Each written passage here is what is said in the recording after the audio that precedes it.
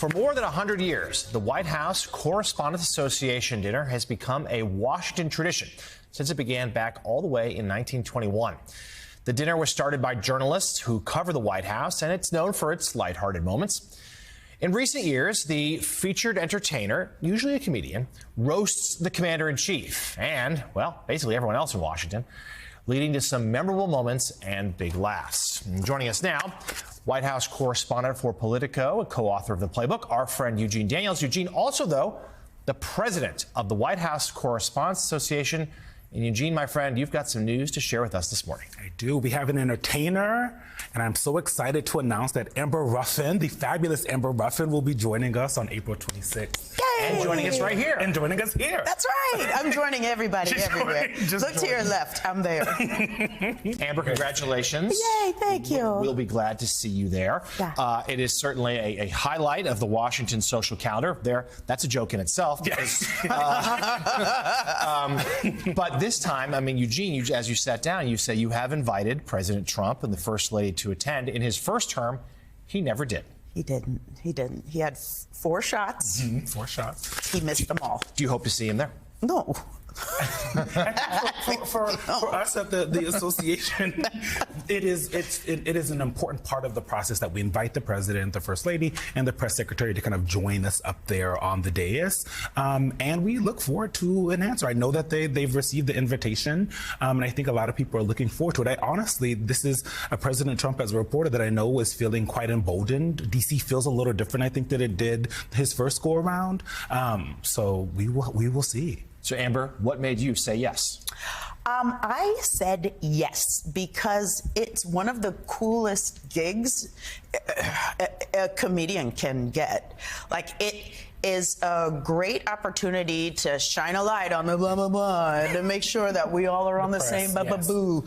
But it's also so fun. Yeah. Like, it is, the challenge of writing this show is extremely hard. Like, I got the call and was like, great, and then panic wrote a lot of pages. But then with this presidency, I could write something this morning that would be nothing by tonight. So it's really gonna come down to the wire. And the reason I chose Amber is because of that, because she gets it, right? Like, you wanted someone who understands that it is about the freedom of the press, it's about the scholarship recipients and the awardees, but it's also about poking fun at everybody in that room, including us, the media. Yeah, like, it's going to be, like, journalists don't get celebrated enough. You feel me? Yeah, you feel me? And now they're about to become so extremely important.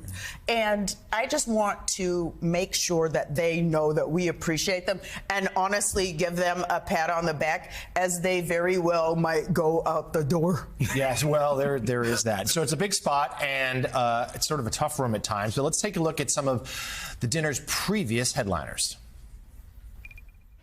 I have to admit, it's not easy following President Biden. I mean, it's not always easy following what he's saying. Like,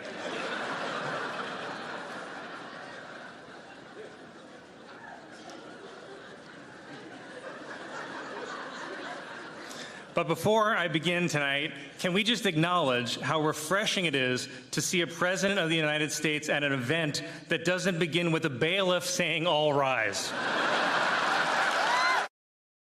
This has been one of the strangest events I have ever done in my life. To be honest with you. Like, I feel like I'm a tribute in the Hunger Games. Like, if this goes poorly, Steve Bannon gets to eat me. Since I'm only a comedian, I'm not going to try to tell you politicians how to do politics or whatever. That's not my job. That'd be like you guys telling me what to do with my body. I mean, can you even imagine? And then, of course, there's Donald Trump.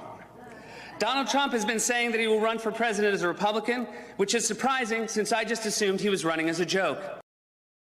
And that last joke there by Seth Meyers, well, some suggest partially responsible for Donald Trump running for president. So, Amber, stakes are high. Yeah. I mean, what's your process going to be? My process is going to be to write out, the same process that I used to use for the Amber Ruffin show, is I write out exactly how I feel. And then all the most depressing stuff gets thrown out. Okay. But some of that harder stuff stays in there, especially when I know we have it in common, then I try to write jokes around those feelings. But I feel like this is a special case where I feel like we all need a little bit of hand-holding, and we all need a little bit of encouragement, a little bit of attaboy, a little bit of go get 'em, and then just some light to heavy roasting. Yeah. Light to heavy roasting. Well, we're looking forward to it. This year's White House Correspondents Association dinner will be held on Saturday, April 26th. Yay. Eugene Daniels and Amber Ruffin, thank you both. Congrats to you both. Yay. And that does it for us this morning.